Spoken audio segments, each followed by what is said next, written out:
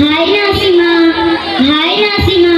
আরে নাসিমা, তোমরা দল বেঁধে কোথায় যাচ্ছ? চলো একটু খেলা করে আসি।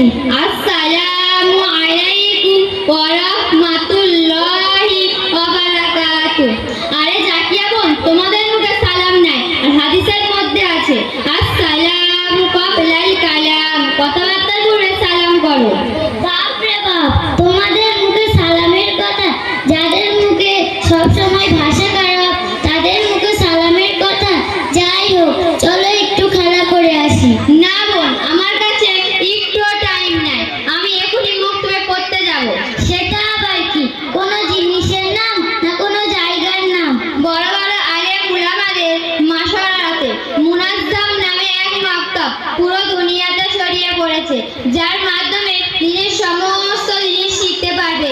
কুরআন, হাদিস, আকাইদ, মাসাইল, ইসলামী তারবিয়াত ও ভাষা। আচ্ছা বোন, তুমি এত বড় বড় ভাষণ দিচ্ছিলে, তুমি কি শিখেছো? আমি এক বছরের মধ্যে আলহামদুলিল্লাহ অনেক কিছু শিখতে পেরেছি। আচ্ছা বোন, আমি কি তোমার কিছু প্রশ্ন করতে পারি? হ্যাঁ বোন, অবশ্যই করতে পারো। আচ্ছা বলো তো, নাপাক শরীরকে পাক করতে গেলে কি করতে হবে? নাপাক শরীরকে পাক করতে গেলে তিনটি কাজ করতে হয়। ১. মুখ ভরে কুল্লি করা। ২. নাকের নরম হাড্ডি পর্যন্ত পানি পৌঁছানো। ৩. সমস্ত শরীরে পানি প্রবাহিত করা, যেন এক চুল পরিমাণ স্থান কোথাও শুষ্ক না থাকে।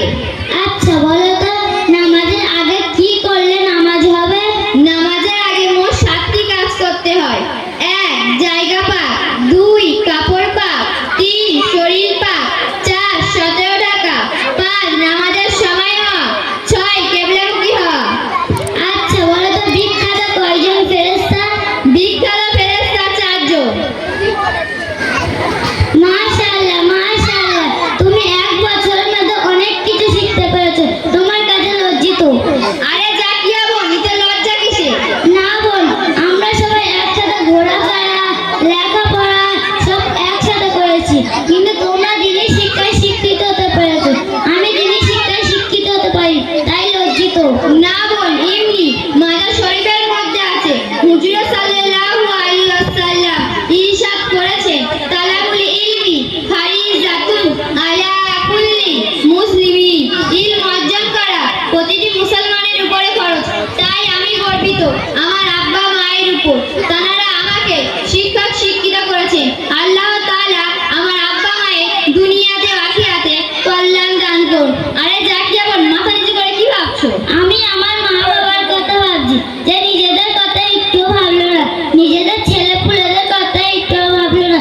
তারা দিনের শিক্ষায় শিক্ষিত হতে পারেননি বলে আমাদের দিনের শিক্ষায় শিক্ষিত করেন।